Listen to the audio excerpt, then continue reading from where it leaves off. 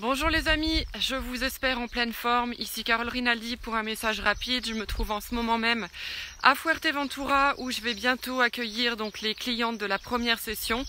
Le séminaire donc qui va se dérouler ici sur les 5 blessures émotionnelles va commencer au mois de juin. Et donc là je suis sur place pour quelques jours déjà de décompression après 2 mois de mars-avril où on a sur ma seconde entreprise, les concours Archimède, pu sponsoriser la construction d'une nouvelle école. Voilà, 1 mois un peu on va dire de déconnexion et surtout d'anticipation avec les professionnels qui sont sur l'île pour la Fuerte Immersion qui va venir. Mais le message que j'avais pour vous aujourd'hui, c'est une erreur que j'ai fait trop longtemps, pendant des années, une erreur grâce à laquelle j'ai appris et que j'aimerais vous rappeler aujourd'hui. Donc, cette erreur, c'est la suivante, c'est de croire en fait que vos blessures émotionnelles sont négatives et que parce que vous avez des blessures, en fait, votre vie n'est pas comme elle devrait être. Moi aujourd'hui, je pensais ce matin en me promenant que j'ai énormément de gratitude pour mes blessures émotionnelles parce que si vous connaissez l'histoire que je raconte sur la chaîne YouTube, vous la retrouverez en vidéo. Il y a une vidéo où j'explique en fait qu'il y a en 2008, je vis une rupture amoureuse qui est complexe. Je suis pleinement touchée à cette époque-là par la blessure émotionnelle d'abandon. Donc je m'effondre suite à cette rupture. C'est extrêmement douloureux et je peux encore me souvenir de la sensation de douleur que j'avais à l'intérieur du corps quand cet homme a quitté ma vie. Et j'aurais pu me dire, comme beaucoup de personnes que j'accompagne, que parce que j'ai cette blessure, je suis pas capable, je suis pas à la hauteur, je suis pas quelqu'un de bien, je vais foirer ma vie en fait. Et ce qui se passe, je suis heureuse, il y a des gens qui sont en train d'arriver sur l'île, je suis heureuse pour eux. Ce qui se passe en réalité, c'est que si vous m'enlevez cet événement de ma vie, bien qu'il ait été extrêmement douloureux en 2008, vous m'enlevez tout ce que j'ai créé depuis en fait. C'est parce que j'ai eu cette douleur ce jour-là que j'ai cherché à comprendre.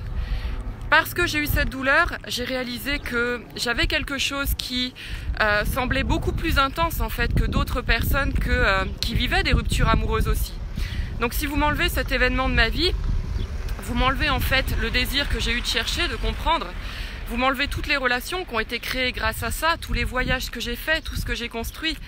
Donc finalement, grâce à cette blessure émotionnelle, parce qu'elle a généré en moi du désir, de l'inconfort et aussi de la souffrance, j'ai créé aujourd'hui ce qui est mon métier. Donc, quand on regarde aujourd'hui cet événement passé, on se dit mais finalement l'événement, il était positif ou il était négatif? La réalité avec les blessures, c'est pas de dire que l'événement était positif ou négatif, ça veut pas dire que vous souhaiteriez le revivre.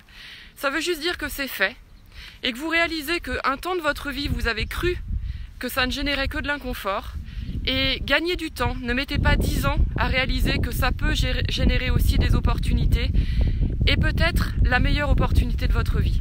Voilà, l'erreur que je voulais vous dire, enfin en tout cas ce que je vous souhaite de faire, c'est quand il vous arrive quelque chose d'inconfortable, ne pas mélanger inconfortable et négatif et plutôt que de mettre 10 ans un jour à réaliser que cet événement de votre vie vous a conduit à de nouvelles relations, à créer peut-être de nouveaux projets, un nouveau style de vie et de vous dire merde, 10 ans plus tard, mais en fait s'il n'y avait pas eu ça, j'en serais pas là aujourd'hui, d'économiser 10 ans et de vous dire à partir de maintenant, je décide de croire que cet événement est peut-être la meilleure opportunité qui puisse m'arriver et peut-être sur mesure pour moi.